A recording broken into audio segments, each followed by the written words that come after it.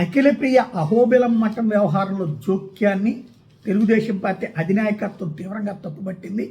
ఏదైతే నిన్న పల్లా శ్రీనివాస్ రాష్ట్ర అధ్యక్షుడు పిలిపించి చంద్రబాబు గారి వైఖరి ఏంటో తేల్చి చెప్పారు. అహోబిలం మఠం వ్యవహారంలో జోక్యం చేసుకోవద్దని స్పష్టం చేసింది. పార్టీ క్రమశిక్షణ ఉల్లంఘిస్తే ఎంతటి వాళ్ళనైనా ఉపేక్షించేది లేదని తేల్చి చెప్పింది. ఆళ్లగడ్డ నియోజకవర్గంలో చోటు చేసుకున్న వివాదాస్పద పరిణామాలు, అహోబిలం మఠంలో తలనీలాల కాంట్రాక్ట్ సహా వివిధ అంశాల్లో ఎమ్మెల్యే జోక్యం మీద ఫిర్యాదులు వస్తున్న నేపథ్యంలో అగ్రనాయకత్వం అఖిలప్రియను పిలిపించింది. బుధవారం తెలుగుదేశం పార్టీ కేంద్ర కార్యాలయానికి పార్టీ రాష్ట్ర అధ్యక్షుడు పల్లా శ్రీనివాసరావు వెళ్లడం, నియోజకవర్గంలోని పరిణామాలు, తన మీద వస్తున్న ఆరోపణల మీద వివరణ ఇచ్చుకొచ్చారు.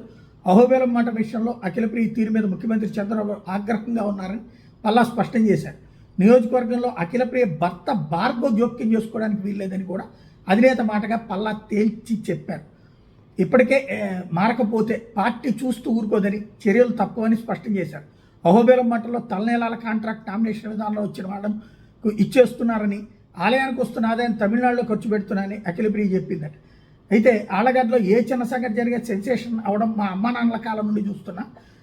వాస్తవం అవాస్తవం అని చూడకుండా ప్రచ్ఛన్న విషయాన్ని హైప్ చేస్తున్నారు. కేడర్లో గందరగోళం ఏర్పడకూడదన్న ఉద్దేశంతో పార్టీ రాష్ట్ర అధ్యక్షుడిని కలిసి వివరణ ఇచ్చా. జిల్లా నియోజకవర్గ పరిణామాలను వివరించా. రాజకీయాల్లో మా అమ్మా నాన్నల స్థాయికి ఎదగాలని పల్లా శ్రీనివాసరావు సూచించారు.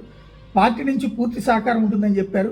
నియోజకవర్గంలో ఏ చిన్న సమస్య వచ్చినా పార్టీకి తెలపాలని వివరణ ఇవ్వాలని నాతో చెప్పారంటూ పల్లాతో భేటీ తర్వాత అఖిలప్రియ చెప్పుకొచ్చారు.